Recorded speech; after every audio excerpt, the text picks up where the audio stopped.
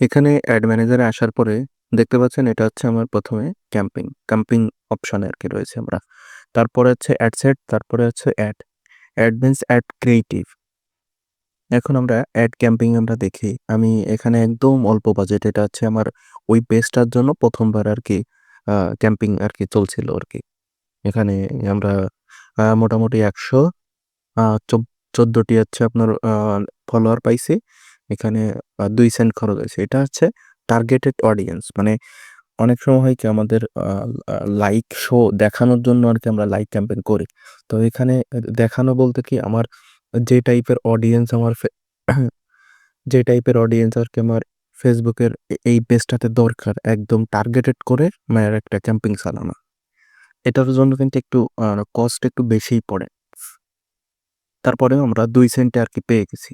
এটা আমি বেশ 1.88 সেন্ট আরকি এখানে স্পেন্ড করছি। কিন্তু আরো করব। কিন্তু এখন আপাতত করতেছি না।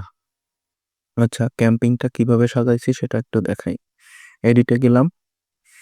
এডিট থেকে এখানে হচ্ছে ক্যাম্পিং ১ম একটি যেভাবে আরকি ক্যাম্পিং নেম দিছি। এখানে আমাদের এড অবজেক্ট যেটা এনগেজমেন্ট, তারপরে এভাবে আমরা এড সেটে আরকি বাজেট দিছি সম্পূর্ণ এড সেটে।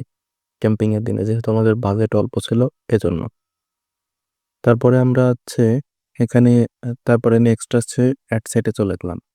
এড সেটে যাওয়ার পরে সেম এখানেও একটি নাম দিলাম এবং এখান থেকে আমাদের ডেস্টিনেশন কোন পেজটার জন্য আরকি ফলোয়ার আনবো। তো এখানে আমরা এখানে এডিট করা যাচ্ছে না। না হলে দেখাতাম। এখানে হচ্ছে আপনার Facebook আর Instagram। তবে এখানে Facebook দিছিলাম শুধু। আর মেক্সিমাম নাম্বার অফ লাইকস আমরা শুধুমাত্র লাইক ক্যাম্পিং এর জন্য। তারপরে একটা জিনিস হয়তো আপনারা দেখছেন যে অ্যান্ড্রয়েড আপডেট অনুযায়ী যে অনেকগুলো অ্যাড সেট রাখতে হবে। জিনিসটা কিছুটা এমন টাইপের।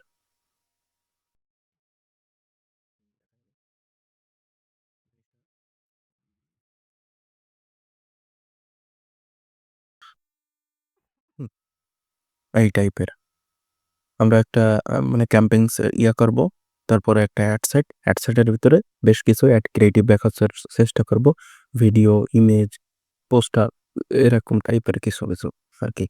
তো এখানে আমি অলমোস্ট কয়টা ১, ২, ৩, ৩ টা ভিডিও ক্যাম্পেইন এবং ৪ টা অ হচ্ছে আপনার পোস্ট আরকি অ্যাড ক্রিয়েটিভ দিয়েছি।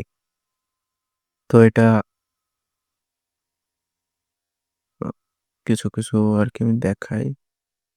এই যে একটা ভিডিও, কিছু হচ্ছে রিলস সিস্টেম ভিডিও, কিছু আহা এরকম সাইড বাই সাইড ভিডিও, মানে 1:1 গ্রেডের ভিডিও।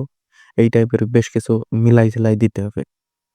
এটা খুব ভালো কাজ করে আরকি এই সিস্টেমটা।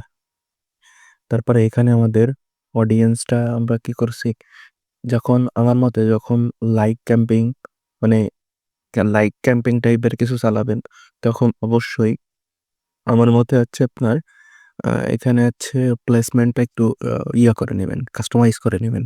যেমন আমরা এটা যদি শর্ট রিলস হিসাবে দিই, শর্ট রিলসে আসবে, স্ট্রিমে আমাদের দেয়ার দরকার নেই। স্ট্রিম কখনোই এগুলো ভালো কাজ করে না। আর আমরা স্টোরি, এই যে প্রোফাইল এটা সামনে যখন কি কয় Facebook ফিড। প্রোফাইল ফিডে এখানে মাউস বা হোভার করলে দেখেন সাইডে কিন্তু দেখা যাচ্ছে যে কিভাবে জিনিসটা দেখা যাবে। হ্যাঁ, তারপরে আরেকটা Facebook স্টোরি। এই যে এখানে Facebook স্টোরিতে আমরা এইটা স্টোরি খুব ভালো কাজ করে এবং রিলসে।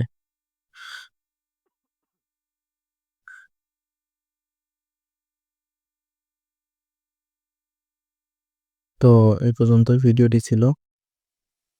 আ আশা করি এভাবে যদি আপনারা একটা ক্যাম্পিং চালান তো রেজাল্ট ভালো আসবে।